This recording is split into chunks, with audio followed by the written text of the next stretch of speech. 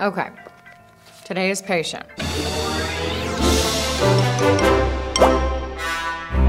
Kris Kringle, Santa Claus, St. Nick, Father Christmas, Père Noël. This guy's whole identity is a mess. Seriously, Santa has more origin stories than the Joker. He also has a magical train that brings unaccompanied children to the North Pole on Christmas Eve each year. It's basically the locomotive version of a van full of lollipops. Seems like a bad plan to me, but I digress. Santa is most likely dealing with some sort of personality disorder, but whether it is egosyntonic or ego-dyssyntonic is important to note. With egosyntonic, your beliefs, feelings, and behaviors are in harmony with the needs and goals of your ego. They are consistent with your ideal self. You're exhibiting behaviors outside of the norm, like only wearing red and white or subsisting mainly on cookies, but you see these as ideal behaviors. Ego-dyssyntonic is the opposite of that. You're exhibiting behaviors contrary to how you see your ideal self. This is your OCD behavior, where people are aware that these obsessions are not a positive. It is a conflict that can often lead to depression. Santa is obviously the opposite of depressed. His personality disorder is also obviously in lockstep with what he sees as his ideal self, so he has an egosyntonic disorder. The question is why, and which exact disorder? Let's think. Santa's only goal in life is selflessly giving to others, like a Bill Gates on steroids. But Santa is not just altruistic. He has rules for who gets help and when, hence his ridiculous naughty and nice list. I mean, how naughty or nice could a 3-year-old even be? So there are conditions to his altruism. And this whole he sees you when you're sleeping, he knows when you're awake thing, it clearly points to a belief in clairvoyance or telepathy,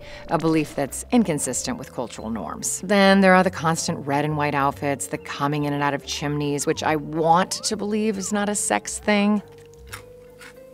The sled driving, the shaking when he laughs like a big bowl of jelly, all very atypical behaviors. He also has no personal connections outside of his immediate family. He has the elves, but that's more of a work thing, and he has the reindeer, but you know. Reindeer can't be your friends. Santa's methods and beliefs are also troubling. He'll only show up to deliver gifts if everyone is asleep, and he thinks he's going to disappear if people stop believing in him. Both clear indications of underlying paranoia and excessive social anxiety. So what do we have here? Conditionally altruistic, magical thinking, eccentric, lack of close friends, paranoia, and excessive social anxiety, plus a whole sled full of egosyntonic jolly, and what do you got? Diagnosis, schizotypal personality disorder. That's Santa right there. The bad news is personality disorders like this are extremely difficult to treat. I think family therapy could be helpful. Plus, I get to meet Mrs. Claus. She seems so stately. Like a pretty Barbara Bush, or an ugly Jenna Bush, or a regular Laura Bush. Holy shit. Is Mrs. Claus really Laura Bush? No.